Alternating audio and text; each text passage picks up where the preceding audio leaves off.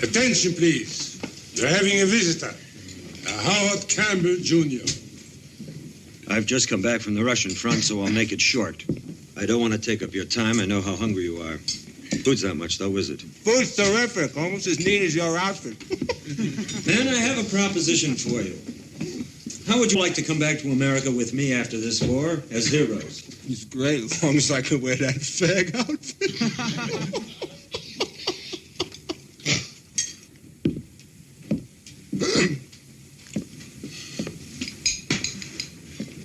Since you're so interested in my outfit, I'll tell you what it's about. Blue is for the American sky. White is for the race that pioneered that continent, cleared the forests, drained the swamps, built the roads and the bridges. And the red is for the blood of fine American boys that's been shed in defense of your freedom. I don't see you shedding any blood, Campbell. You all know that communism is out to enslave the world. And who's out there trying to stop them? The Germans. They're not your enemies. They're your allies. Communism is the enemy of all of us. Now, I want volunteers for the Free American Corps. Men who are willing to stand up to these commies. Sit down, Lozano. I didn't vote for you, Derby. Good. Now, who's next? I'll tell you, men, if we don't stop them now, they're going to... Everybody moves to the air shelter. There be no bombs. Churchill's nephew is right in the heart of Dresden.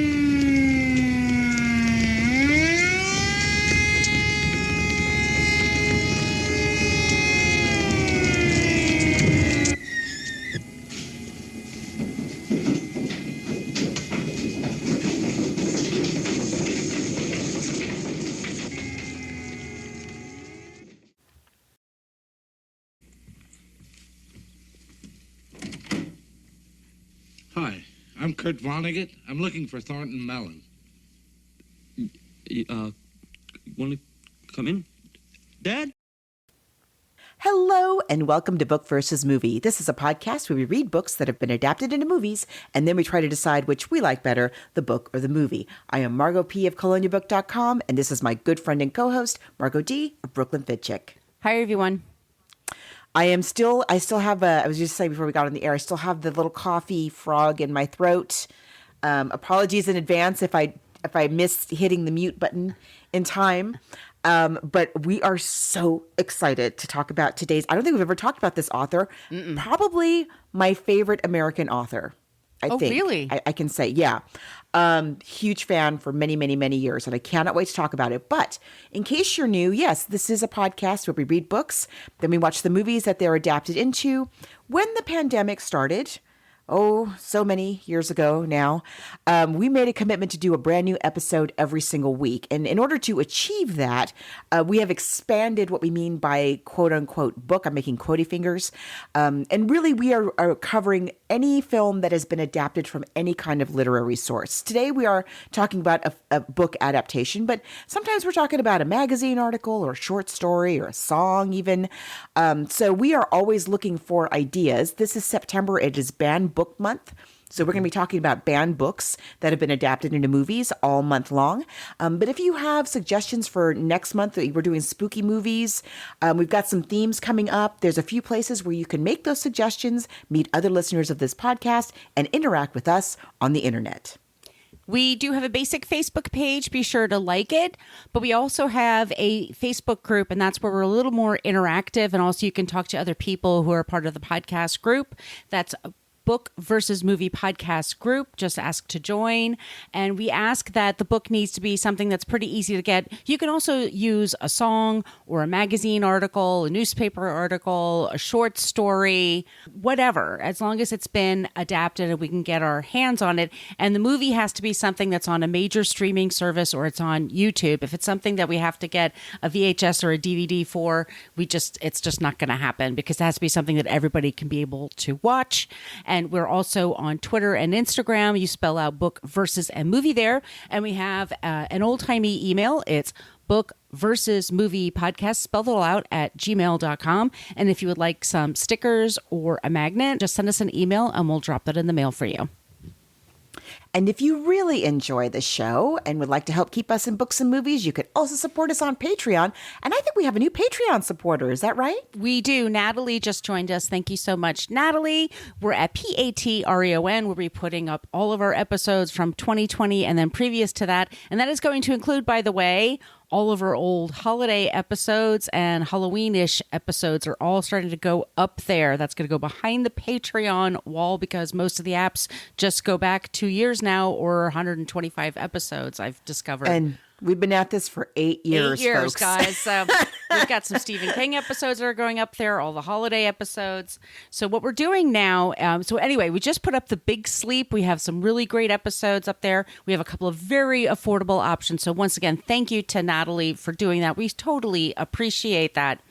But if money is tight, and we totally understand that, if you could just, review us wherever you get your podcast, leave us a few stars, leave a review, that would be great. I know on Good Pods, we're always doing really well there. Or, just ask for stickers, put it on your laptop, or just tell a friend about the show or share it on social media. That would be great. Like I said, I cannot wait to talk about today's book and movie. I had not read this. Excuse me. I had not seen this movie ever, actually. I had never seen it. Me neither. But I have read the book several times, although it had been a long time since I last read Slaughterhouse-Five. I cannot wait to talk about Mr. Kurt Vonnegut. First of all, Kurt Vonnegut, I should say, he and my husband have the same birthday. Oh, what day is that? November 11th. Oh. And Kurt Vonnegut's birthday is 11/11/22, which I think is that's witchy. Auspicious. Yeah. Oh, wow. This is a case where we have to do this every once in a while, kind of lean into it, that people do spend their entire academic careers talking about. People have degrees in Vonnegut. In Vonnegut. Yeah. Or in band books, or in the films of George Roy Hill. I mean, people do study this extensively. So understand that, every week we put out a new episode and we go into a different pond. And sometimes we're talking about a graphic novel. Sometimes it's a children's book. Sometimes we have a month of Disney films. And sometimes it's a Grimm's fairy tale. So just so you know, it's kind of like a big overall thing that we're going into. So if you're a Kurt Vonnegut super fan, Margot probably will be doing the heavy lifting in this episode. If this were a Stephen King episode, I would tend to do more of that. If you so it depends on our interests, but this is one of the most talked about novels of the 20th century. I think it's one of the most highly praised. I think so. Yeah. And he's a very interesting character. I will always remember him from Back to School. I'll definitely include that clip. Me too. You should also link your recent Dorking Out, where you guys were talking about Back to School. I love Back to School. But Back to School is a great movie with Rodney Dangerfield, and it's a lot sweeter than you remember it for an 80s comedy. But Kurt Vonnegut, he hires Kurt Vonnegut to help him get an A in English. It's fabulous. But yeah, so let's talk about it. It's Banned Book Month. This is one of those banned books that come out there, and we have to understand why. I didn't read this until I was a freshman in college, and I went to junior college first. I went to Diablo Valley College.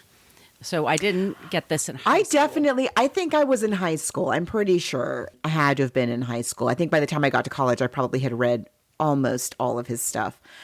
But yeah, he's from really interesting history. I keep forgetting. You did not go to Indianapolis when we went to Indianapolis for that conference. Friends because we were both a part of a group of fitness bloggers, and we're both named Margot, and we both have a size 9 sneaker. Like, there's just certain things we had in common, and somehow a friendship formed, and we started this podcast. But there was a year where this conference took place in Indianapolis, and Margot was able to go and I wasn't.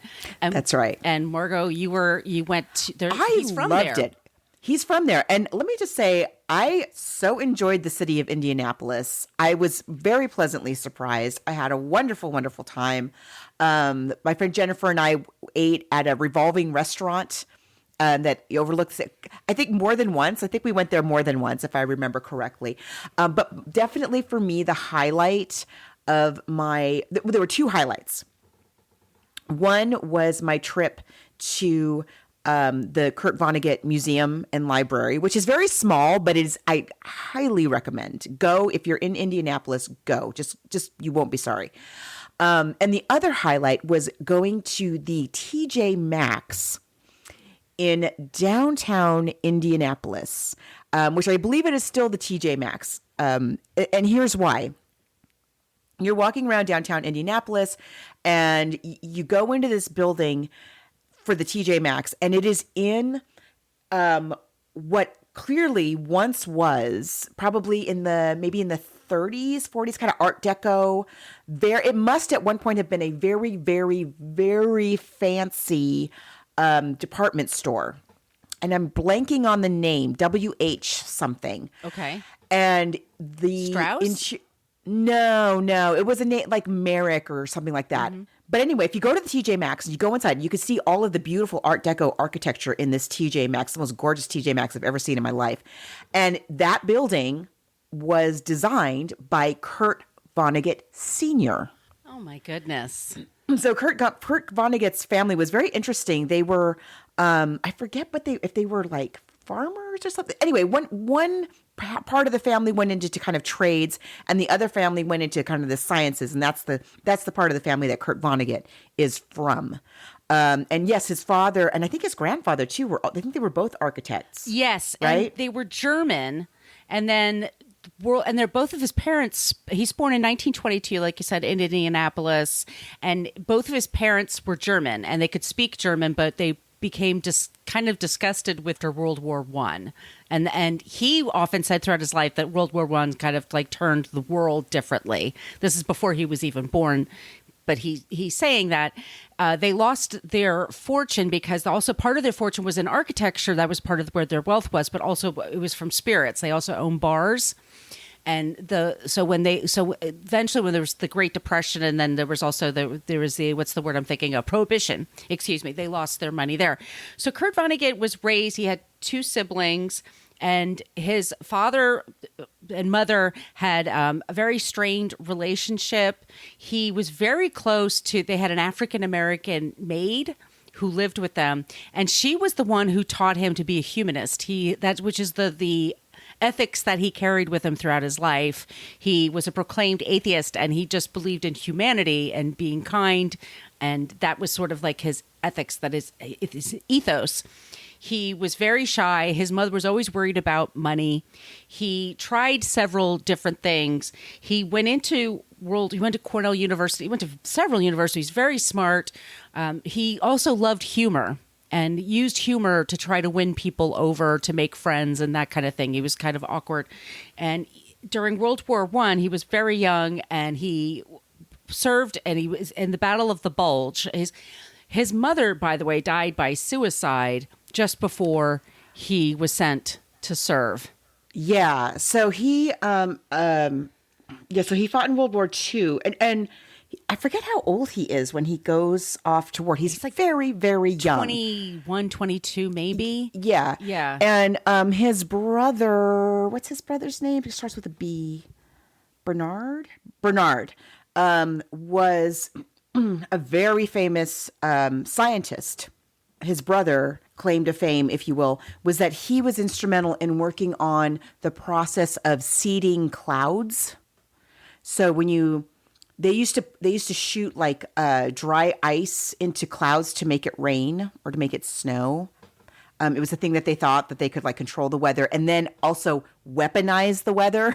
Oh my goodness. And he came up, so he was part of a team that developed, I forget, some kind of chemical. Instead of dry ice, they were using this other chemical that was more effective, something that the government considered weaponizing. It was this whole big project. And so, Kurt Vonnegut, I think Kurt studied like chemistry or something like that. He wasn't very successful with it. No, he wanted to do writing and art, and that was a big deal. He loved to doodle. He was also a big doodler. So he gets sent to, and this is also very personal to me because my father's uncle, my Uncle Jerry, my dad's Uncle Jerry, was the same age, and when he was sent, Pearl Harbor was bombed. He grew up in Far Rockaway.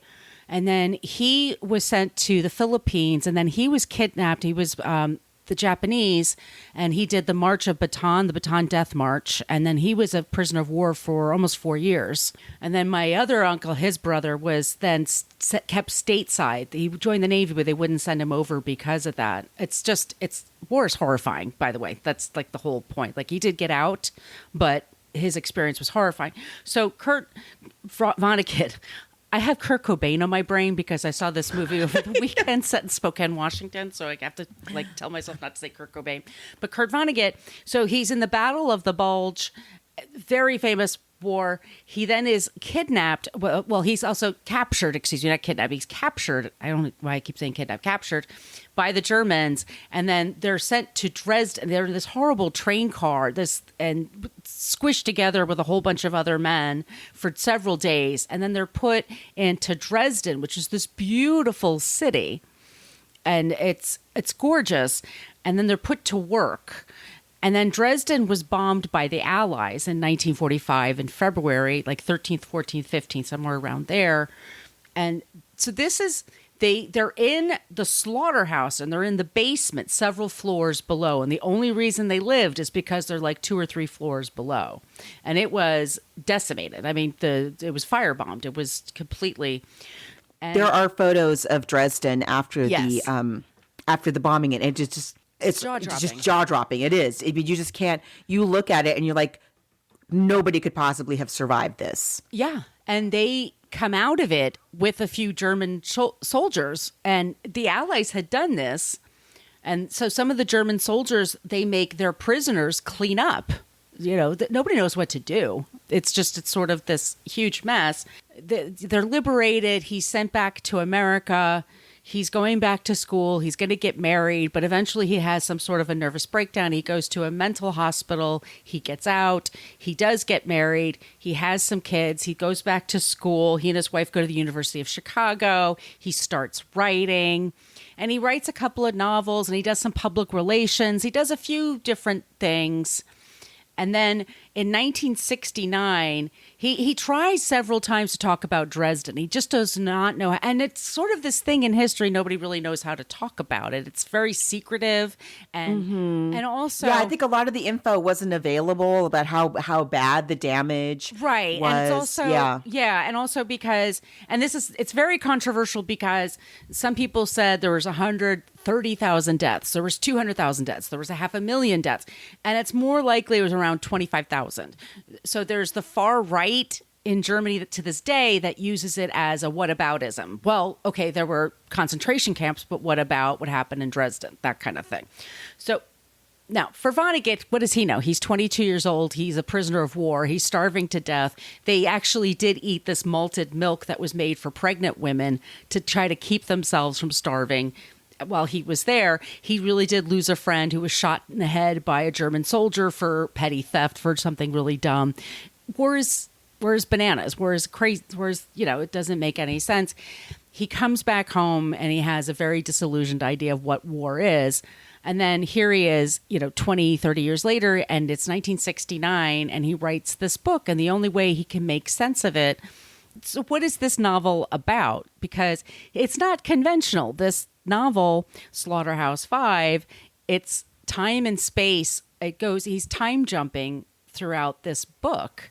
And his character, Billy Pilgrim, is just this very quiet man who's just jumping in time. So sometimes he's a kid, sometimes he's in the future, sometimes he's a middle-aged man married to this very nice basic woman who's kind of loud, but with kids, and the son's going to be a Marine one day and serve in Viet Nam. Sometimes he's an older man. Sometimes he's on this other planet, Trafalgar, I never say it correctly, but there's these aliens that kidnap him, and they keep him in a zoo.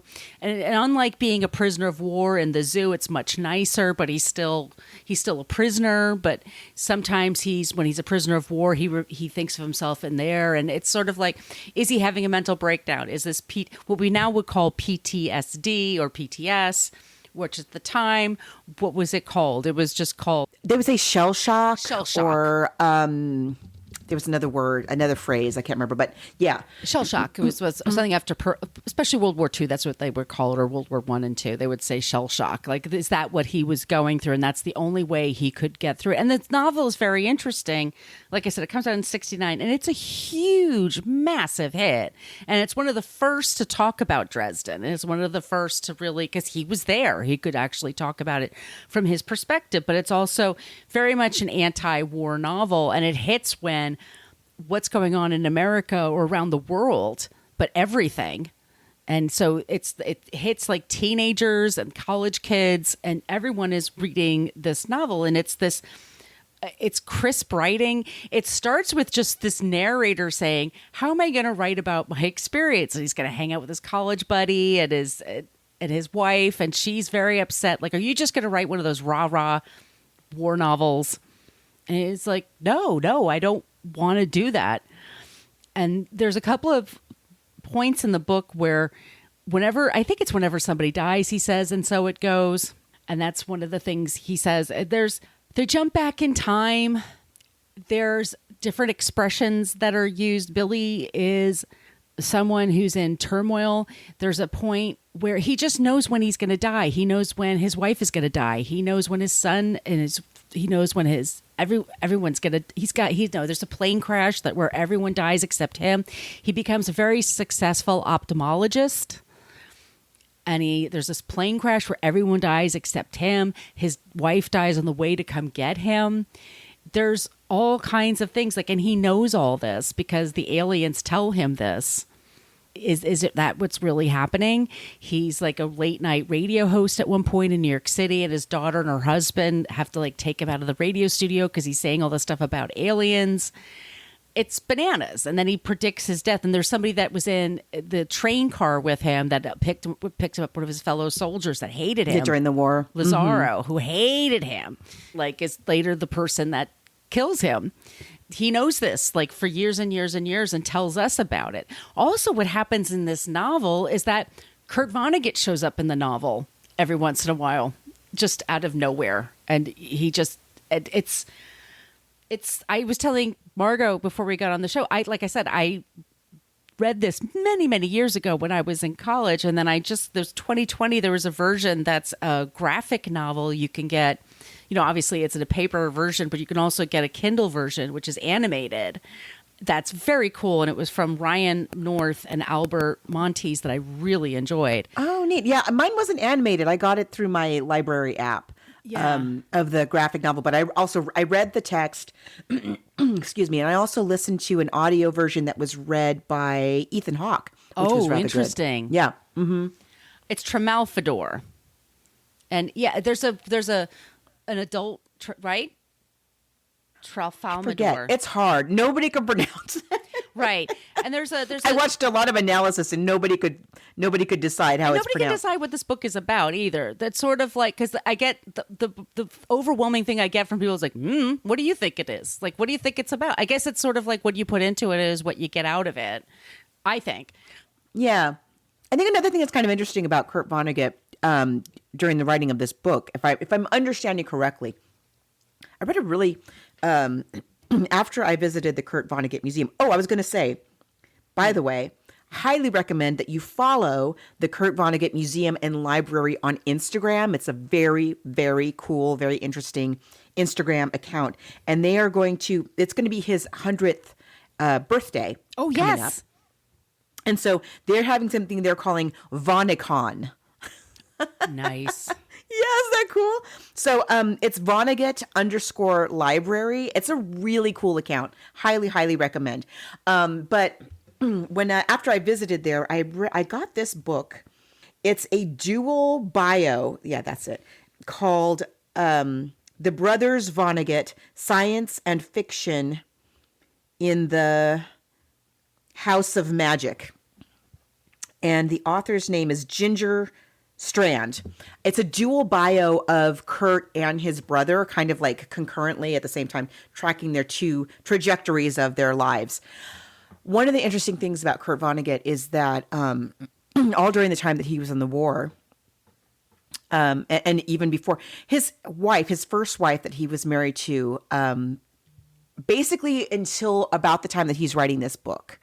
So he writes Slaughterhouse-Five at a time when his marriage is finally starting to come apart. But his first wife, Jane, I think was her name, they had been friends / sweethearts since kindergarten. Yeah. And so they were really, really, really, really close. And even if the marriage, was starting to come apart at the seams, And he was already, getting pretty well known at this point, and they had, and along the way, so there's all these letters that he wrote to her. I think when he was in the army, he would write letters to her about like how they were going to get married, and how she saved all his letters, and how they were going to have 7 children. And what ended up happening was he came back, they got married. At one point, his sister and her husband die. Yeah. And they end up adopting their 4 children. So they do, in fact, end up with 7 children. Yeah, she had cancer, and her husband died like the day before or the day after in a train accident. It was like something like bizarre. Just like in the book, you know, like how Billy and Billy's in the plane crash, and his father-in-law dies, and then the wife dies. Yeah, because these things happen sometimes. Yeah, I know. Yeah. It's like people say, you can't make this stuff up. Yeah. So, I think he takes a job in Iowa. There's a brief mention of him having an affair somewhere in there, right before he starts writing Slaughterhouse-Five. And he's spending a lot of time on Cape Cod. And he kind of goes back home full time once he writes Slaughterhouse-Five. And it's, the marriage slowly comes apart. She eventually remarries. Jane remarried to a Harvard professor, I think it was. Oh, nice. Yeah. And Kurt also remarried to I think she was a photographer, if I'm remembering.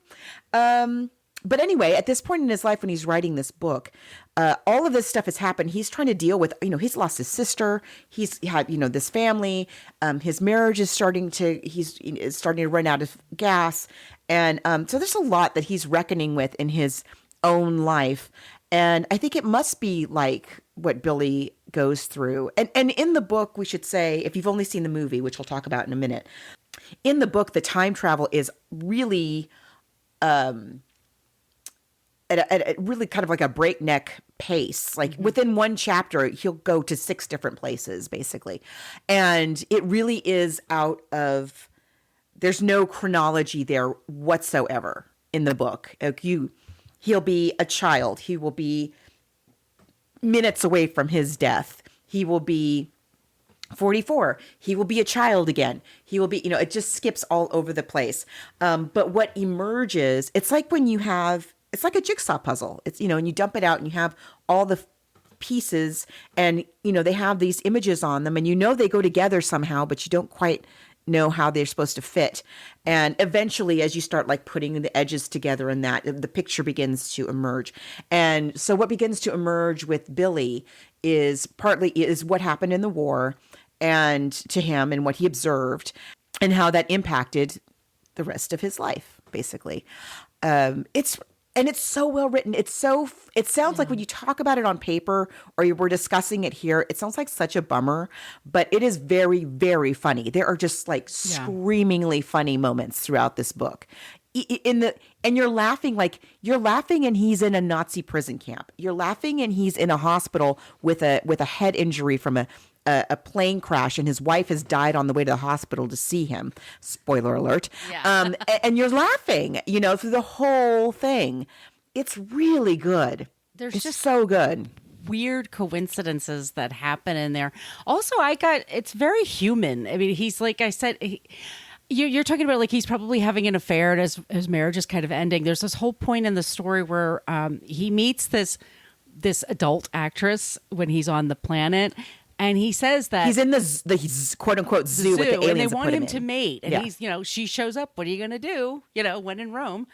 And he says, like, it's the first time he can enjoy his body. You figure out, like, all that he had been through in the war and everything. Like, it's the first time he can be sensual. He can kind of, like, enjoy himself. I kind of get it. Like, sure, you can kind of relax and just kind of be yourself. And like, yeah, there's something very human about it. Like, he's just been through so much and all the different things he's going through. And he knows when he's going to die. He knows, like how everything is going to turn out. So, yeah.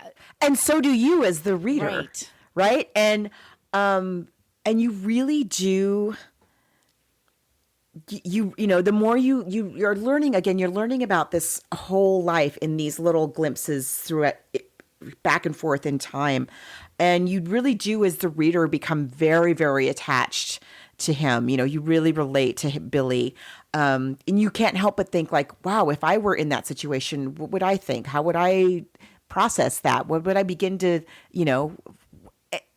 any of these moments in this human life?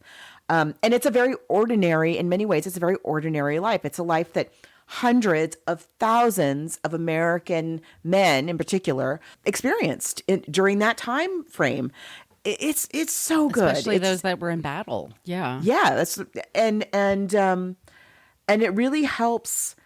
It really helps us, I think, to understand, history a lot in a different way, in a more human way, as opposed to like this battle happened on this day or this plane crash happened on that day. And it really does make you think about the human experience of these dates and battles and accidents and whatnot.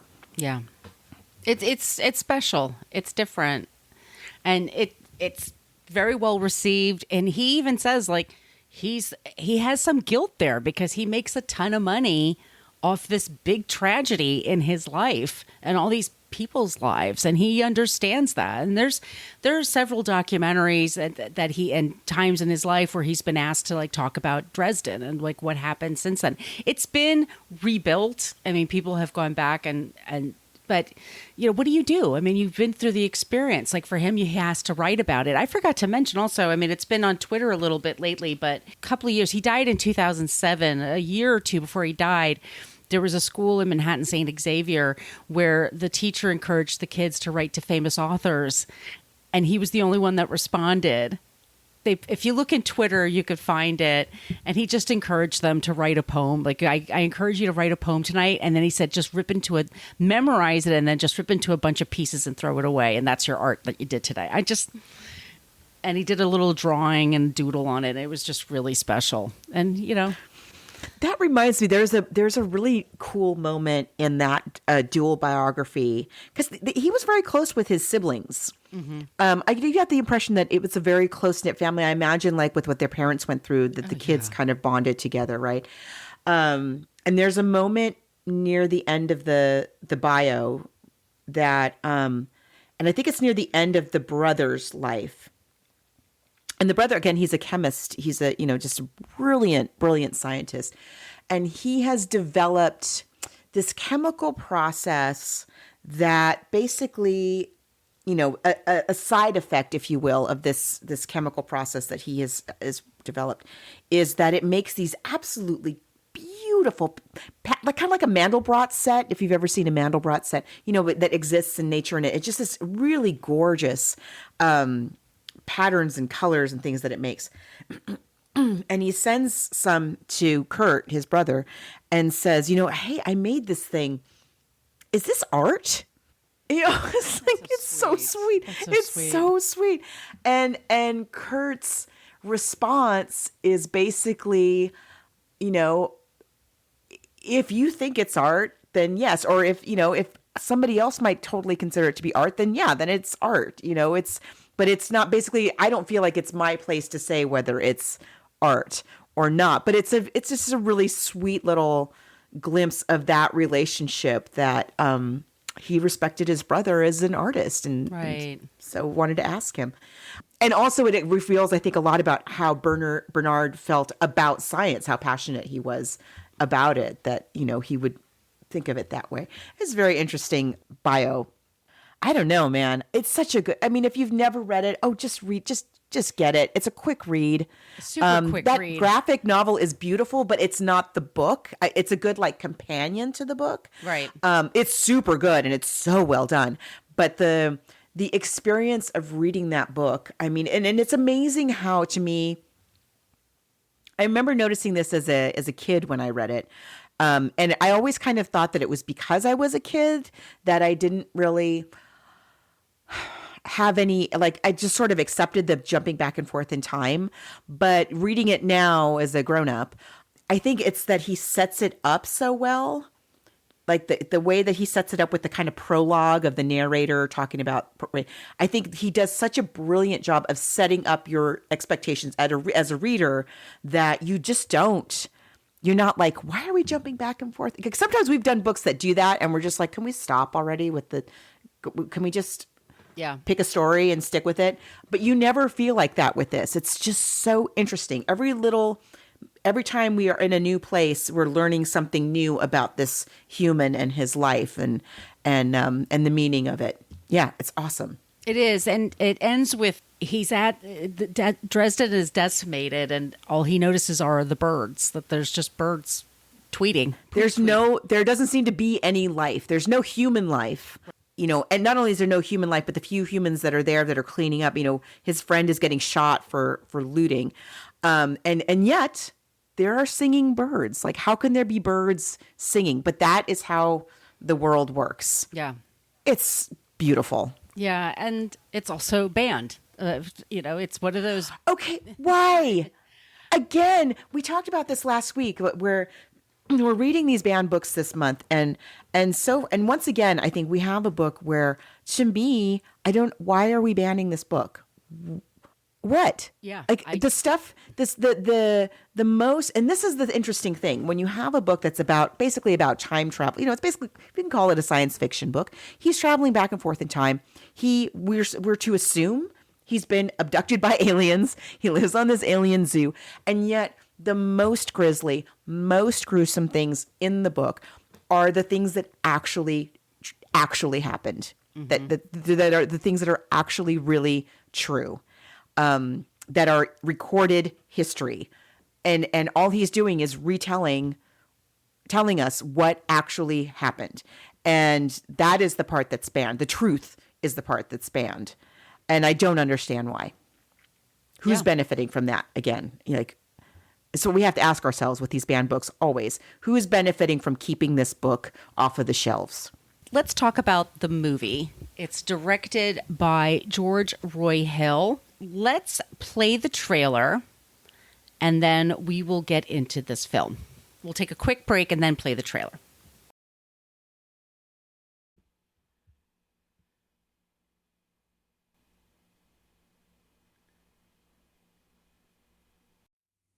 Slaughterhouse-Five, winner of Jury Award, Cannes Film Festival 1972. Kurt Vonnegut's Slaughterhouse-Five, an extraordinary film about an extraordinary man.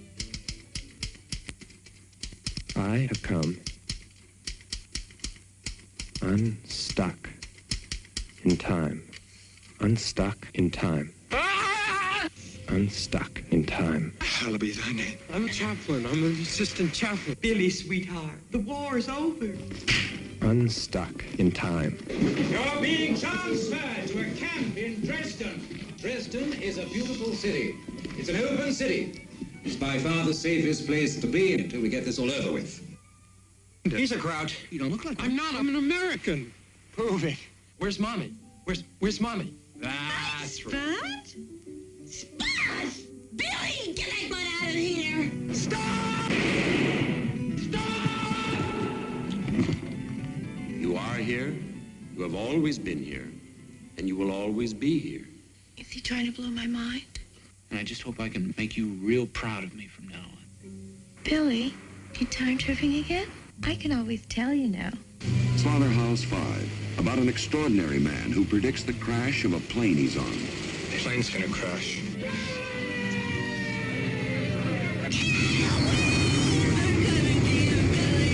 This is Schlachthof-5. Schlachthof-5. Slaughterhouse-Five. Slaughterhouse-Five, about an extraordinary man who was in Dresden when it was bombed to destruction and survived.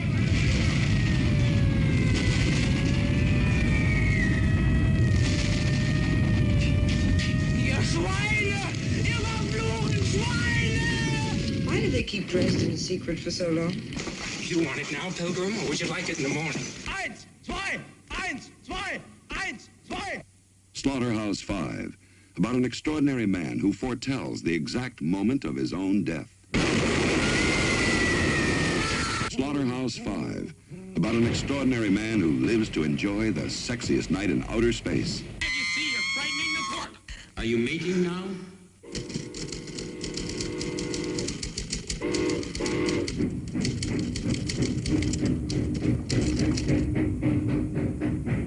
Could we have the night canopy, please? Are you mating now? From the creators of Butch Cassidy and the Sundance Kid, a George Roy Hill, Paul Monash production. Margot, I think one of the most interesting things about this movie, and I don't know how you felt, but I think the actor who plays Billy Pilgrim is Michael Sachs. I think he's really good. I was very, very impressed. First of all, if you heard the first half of this show, then even if you've never read Slaughterhouse-Five, you are by now aware that this is a pretty tall order for a movie. For an actor to do, like how many ages he has to convey and how much he has to. Because Billy's also kind of a cipher. He's so like such a nice guy, and he's sort of just reacting to what's going on around him. That's tough to kind of ask somebody to do.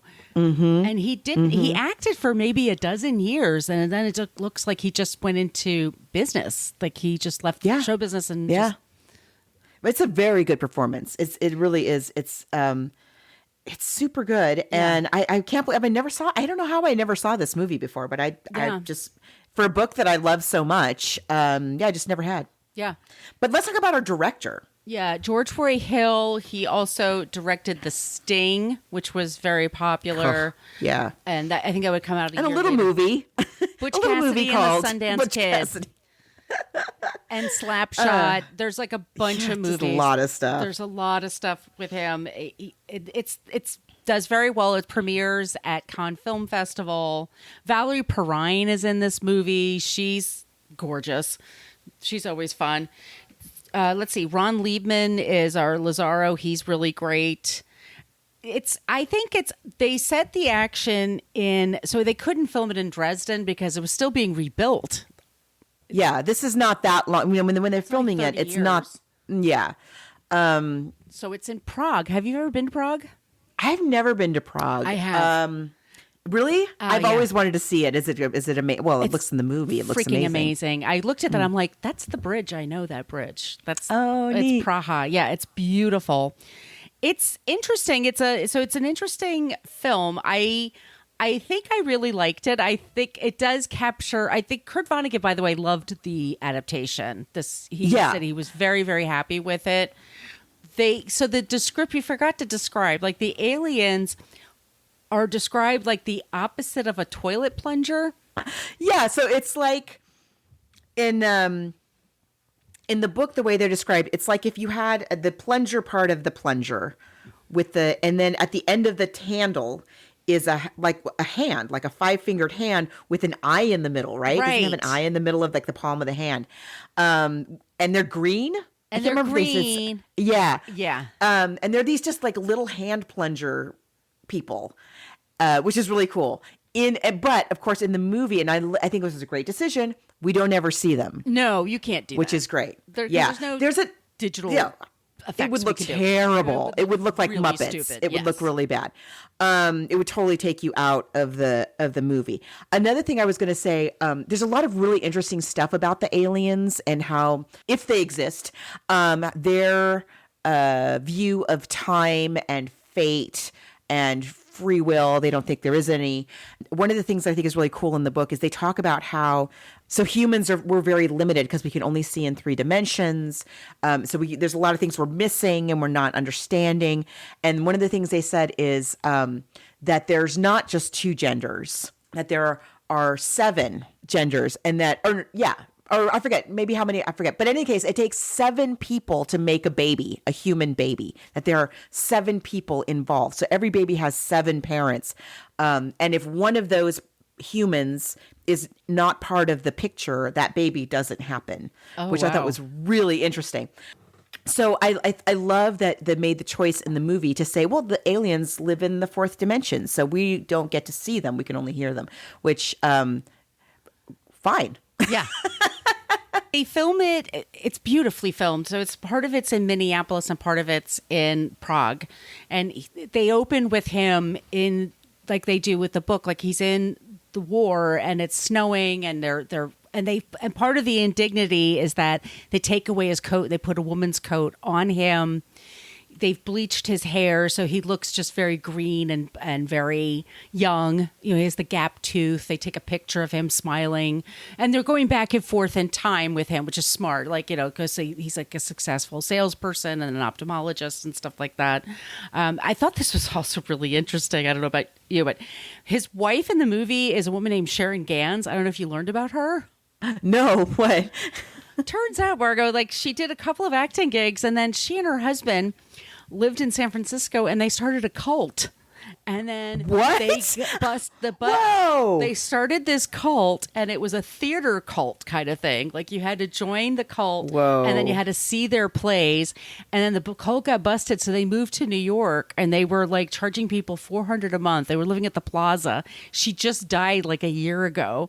Whoa. It's banana. Like, life is just bananas. But there's some really amazing performances. And then another one, Holly Near plays the daughter, and she's like a folk artist here. Yeah. There's some interesting people. Perry King plays his son, and he's like the same age as Michael Sachs. And he also has the bleached hair. Sorry. I was just quickly looking up, what's her name? Sharon Gans. Gans. I know somebody who was part of this. Oh, yeah. Yeah. Oh, yeah. Yeah. It's yeah. Bananas. Yeah. Look this up, we knew somebody who got involved with that, and we were like, they're gone. You know? Yeah. Yeah. Whoa. Yeah. That's insane. I didn't know that. Yeah. Wow. Mm-hmm. Sorry. Okay. Back to the other actors. I really love the one that plays the daughter. I think Holly Near. She's great. She's great in the movie. Everybody's so good in this. Yeah. So Ron Liebman is Lazaro, and I have to say, like, I thought the acting was very good all around. Who plays third for the Tigers? The Tigers? The Detroit Tigers. Who is it? I don't know. What the fuck? Ask him! Came into my head! Listen, you guys go on without me. Shut up. Where's your weapon, soldier? I don't have one. Everybody's got one. I'm chaplain. I'm an assistant chaplain. What's your name, soldier? I belong to Pilgrim. You know why this got 3 sides on it, Pilgrim? No. Makes a slit that don't close up. Gee, that's great. You stick a GI knife in the guy and it makes a slit, right? Right. Slit closes up, right? Right. Well, this makes a 3-sided slit. It kills you, Pilgrim. Oh! Ah! That son of a bitch ditches us, I'll kill him. We could surrender. What? We could surrender, couldn't we? We just have to stay here and... Listen to me. Me and the corporal and the Dago, we're Americans. We don't surrender. You got that? He's took off.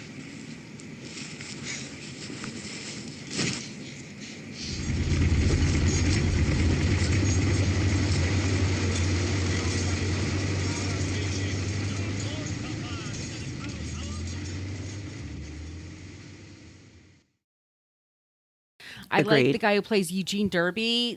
He's Eugene Roche. I thought, yeah, different. He's in the book. He's a excuse me.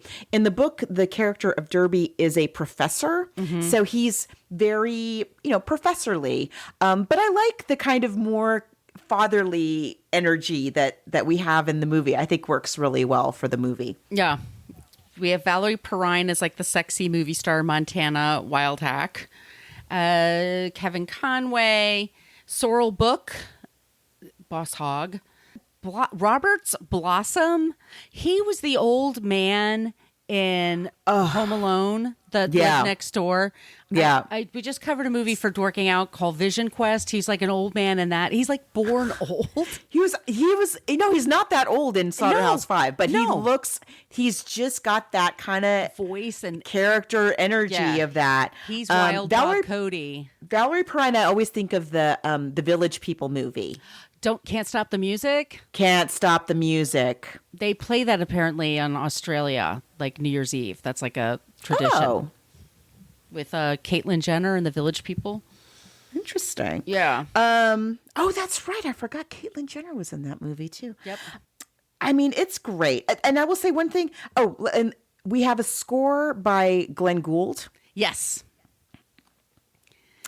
I think it works pretty well, I think. Yeah. To have something that's going back and forth in time and to choose classical music as the backdrop for everything. It makes the most sense. If there was a lot of pop music, it would be a really kind of It would be jarring. It would be very jarring.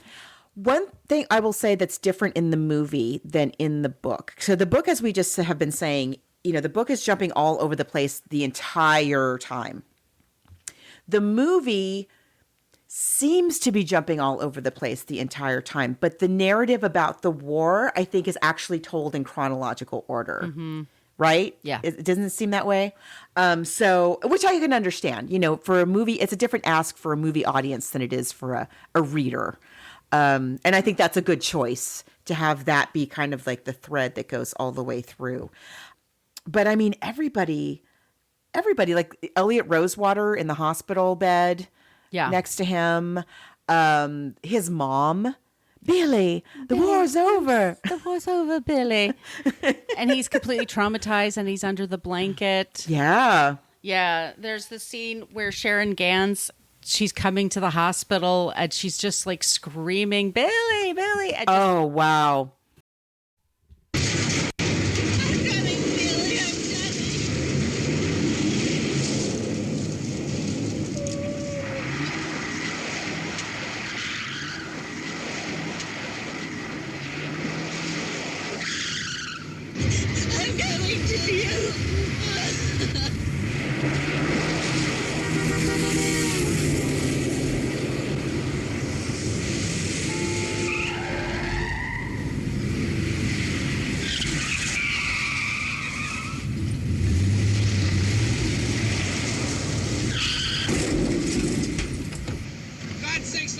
Jam on your brakes. Look what you've done. Billy fell out of a plane. He's falling out of a plane. All right. I was on my way to the hospital and I missed my drag you there. entrance. No, it's in Vermont, stupid. Billy. Hey, let me see your license. You can't leave the scene of an accident, lady. Your exhaust is shut to hell. Damn it, lady. You're going the wrong way. and just It's such a scene. it, like, also, once again, like we used to say, cars used to be ginormous, just gigantic. So when they crashed into each other, They were so big. They were like so- this. They were larger than the room. I mean, yeah. they're wider than the room I'm sitting in right now. Same. You guys have no idea. And I love the scenes where they have the. Remember, we used to have those bench seats in the front seat. Like the front Yeah. seat was like one big upholstered bench, like in a booth in a restaurant. You could fit 3 people easily. Oh, easily in the front. easily. Yeah. Oh, absolutely, You you didn't have could. to think twice about it. I think the makeup is really well done. Agreed. It's think- impressive. They really do make him look middle-aged and then old. They do. And They I think do. also Ron Liebman, especially, that I said At this the out end. loud. Yeah, he looked like Tommy Lee Jones as Ty Cobb. He does. He does. At the very That's so he's funny. shooting He it totally very does. specific, but I was like, that's Tommy Lee Jones they made him look like. Because Ron Liebman's only like 30 or something when he made this movie. He's very young. There's some really amazing performances in there, and there's some really good makeup.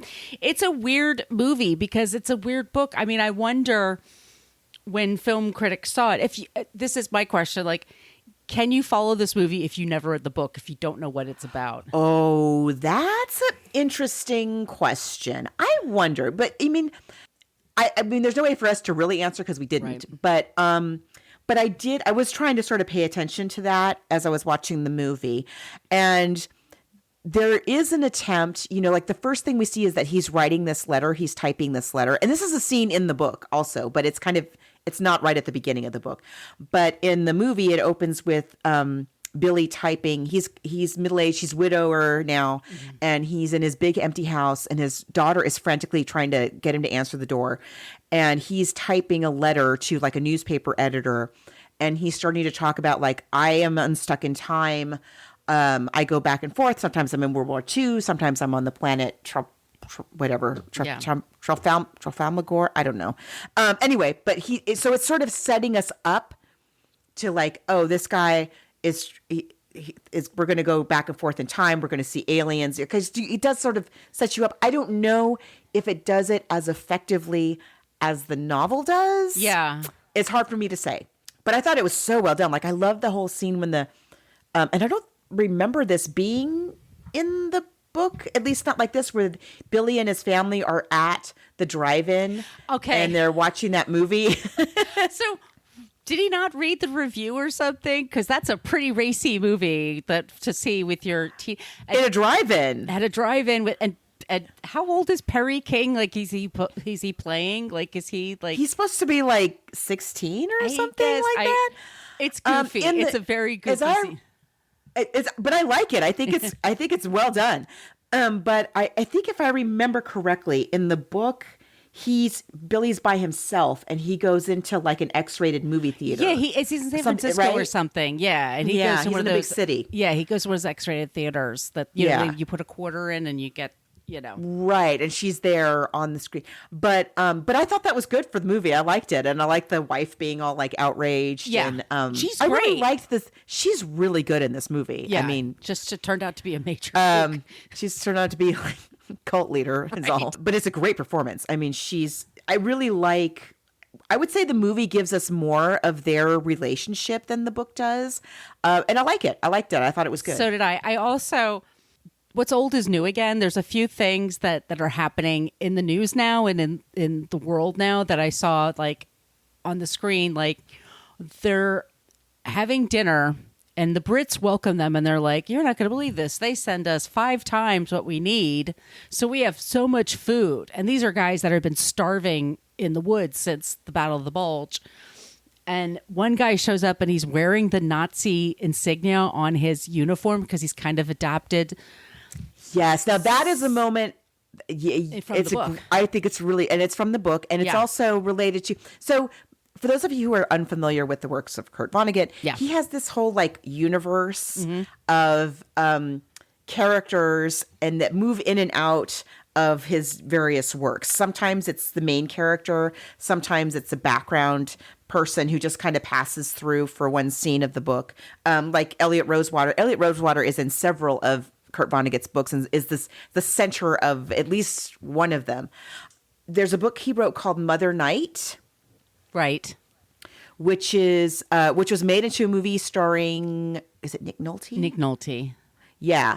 About this American who is who's forced to become a double agent, kind of like a spy, because he has a wife who's German, and during World War II, and he becomes this like a quote unquote American Nazi, this like cowboy Nazi.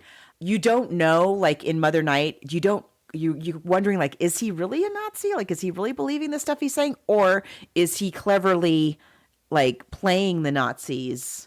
Right. Like, what's he doing? So he shows up. The Germans bring the cowboy Nazi in, and he's got this, like, his outfit. It's exactly how it's described in the book. Right. It's amazing. And he shows up and he's trying to convince the prisoners to back the Germans, because this is before the bombing.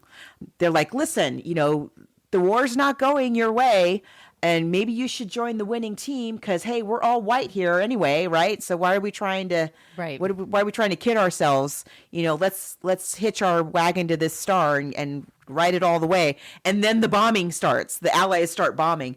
But that scene, the one thing I will say is, and I think I may have already said it, so forgive me if I'm repeating myself because I still have a little bit of brain fog, is that the movie is not as funny as the book.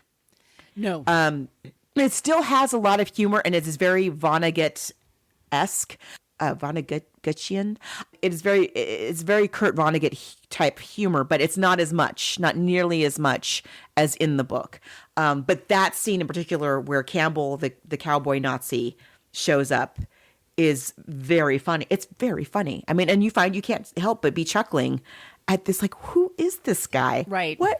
What is he? And you see that even the soldiers are like, what is this that you've brought in here? Like, what are we doing here? It's great. I love that scene. But yes, that's the same character from Mother Night, if you've ever seen that movie or read that book.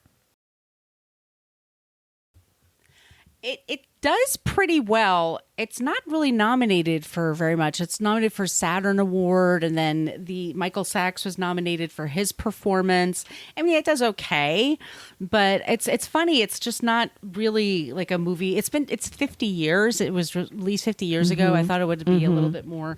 I don't know. enjoyed it. I think it was a decent adaptation, especially just a few years after the book comes out and what the kind of special effects they had at the time and the budget that they had. They handle it really well. They do. I think the screenplay is excellent. Yes.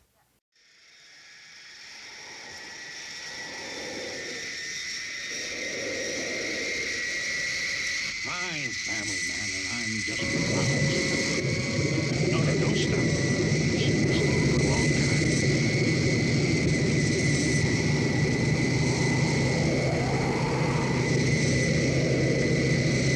The plane's gonna crash.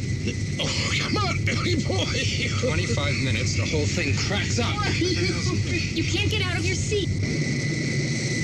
Stop the plane, please. Stop the plane. It's gonna crash. Back in your seat. I've organized this charter. I'm want to be responsible. removed from this But you plane? don't understand. We've got our clearance. We're going to take off now, and everything's going to be all right. Now just buckle in and leave the driving to us. Lousy drunk son of a bitch. God, I hate these charter flights.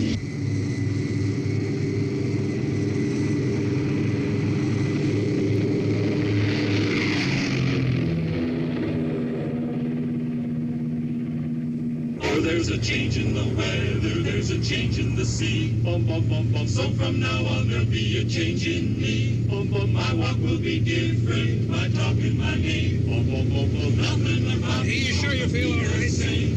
That sure was a lousy joke you pulled back there. About the plane crash. What kind of a joke is that? I'm sorry. Bring it. Hey, stewardess, bring this young fella another drink, huh? Bum, bum, bum, bum. There'll be some changes made today.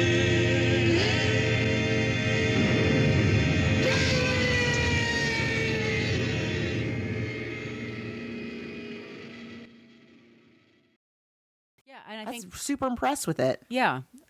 I mean, between the two, I take the book over the movie like 1,000%. Because you get everybody's, you get so many great backstory, like that that character, the one in the war with him, Weary. That whole character is so interesting, and like his whole backstory and his whole history, and and eventually it leads to Billy's eventual murder, but Is he the one many that's really many annoying years, in the train car, and they get stitched. Yeah. This isn't so bad, Oh no, that's a different guy. Oh, that's oh god, they get in the train car and there's this one guy who goes, "I know this seems kind of bad, but I've been in much worse." You could this is a Nazi train car going God knows where. Like, that would be I would be stuck in that car with that person, right? That like I've been in much worse situations than this. Oh my gosh. It did. I mean, it's again, they're missing that. Kurt Vonnegut gives you these very human moments. I mean, that's what happens in these kinds of situations, and so yeah, I agree. The book, I mean, because you get so many more of those moments with all these tertiary and background characters that are so fun to read, and really helps the story too. Really. They add so much, each of these little people who kind of come in and out. And you just can't afford the time spent with that in the movie. And I think the movie, though, does a very good job of making up for that, as much as possible. I really liked the way that I just liked all of the World War II sequences, I think and if they weren't really brilliantly done, the movie would not hold up at all. No. And it is an amazing contrast to the, John Wayne, Lee Marvin, kind of macho, which is what he everybody's despised. over 40, in the war for some reason. And, it does tell it really, in a way it must have been, in a much more realistic way. And we have to think too, like Todd and I just recently watched Operation Mincemeat. Have you ever seen Operation Mincemeat? So it was about, it was classified for a really long time. It was about this covert operation that Churchill approved, where they got they were going to attack Sicily. And the Nazis, they knew that the Nazis, because of Bletchley Park and the code. So they knew the Nazis had found out about it and were ready. They were going to waiting to pounce on the Allies in when they were going to do this maneuver in Sicily. And so they go through this whole rigmarole where they get basically like a homeless guy who may or may not have committed suicide. He had died in just the right way, that they dressed him up as an officer and they gave him this whole backstory and gave him a sweetheart and had special classified papers on, quote unquote, classified papers on him that said that the Allies weren't going to attack Sicily. They were actually going to attack Greece. And they planted him in the ocean as though he had drowned. And he washes up on the shores of Spain, and the word gets to somehow the Nazi spies find out, and Hitler sends all the troops to Greece, and so the Allies move into Sicily. Oh my goodness! And so it was called Operation Mincemeat, and the lead is it's Colin Firth joint, and but there's this running gag. Excuse me, there's this running gag throughout the movie because you have these characters moving in and out because it's all spy stuff, right? So you have Ian Fleming is moving in and out of the picture. Roald Dahl is moving out of the picture. And there's this running gag that everybody around these two guys who are running this operation is writing a book about the war. And like, oh, another writer. Like, what are you doing over there? Oh, I'm just working on my book. Like everybody is writing a book about World War II. And, when I think about this book, and this is right after this book is written not long after The Spy Who Loved Me, which is again, woof. Yeah, what a great book. It's one of the worst books we've read. Fabulous movie. Great movie, fun movie. It's a terrible book, but lots of really like macho, shoot 'em up, what we would now say toxic masculinity type books about World War II and glorifying it. And not only glorifying it, but glorifying it to the end of, promoting yet another war. Mm-hmm. So it's really, it's so, I think it's just, it's not like anything else of its genre. I mean, it's just not. Right. It's fantastic and funny. And so, book. Yeah. Book. But I loved the movie. I really thought the movie I was so impressed. Yeah. Very impressed. Yeah. I think you should definitely check it out, but it's definitely going to be the book for me. And I super enjoyed the graphic novel. I thought it's really good. Really well done. It was really interesting. And there are just so many great, I've discovered YouTube channels about, Kurt Vonnegut and people, they're just huge fans out there. Yeah. Kurt Vonnegut also, an early interview, pretty early on. I can't remember if it was in the 60s or the 70s, but I saw this interview where he says that the biggest public health threat in the United States is gun violence.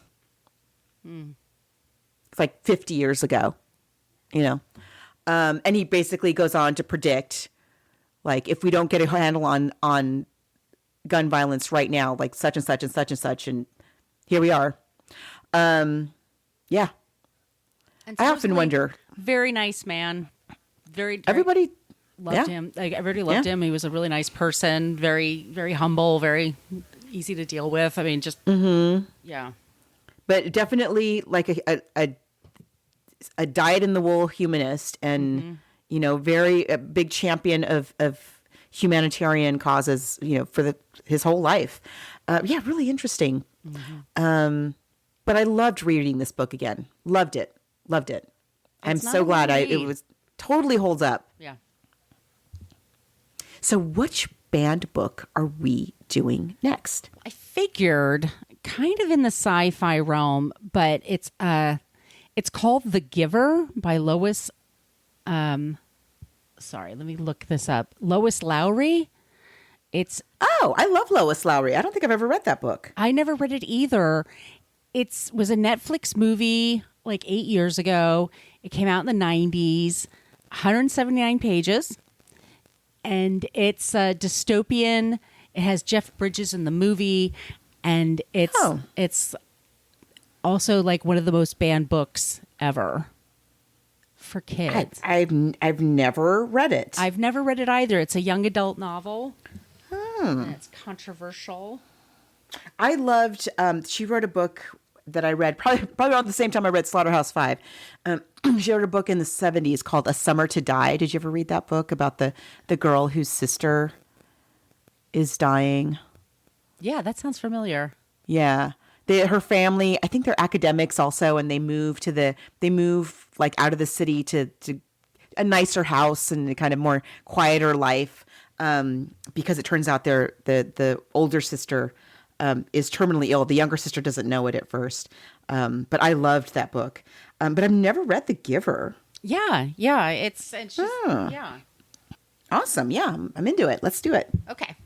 Cool. And it's streaming everywhere, but it's on Netflix. So if you already have a Netflix account, it makes it easier and it's easy to get. Alrighty then. So that's our next book and movie. Also think about Scary Movie Month for October. Nothing too horror, nothing really. No gore, please. No gore, please, for October.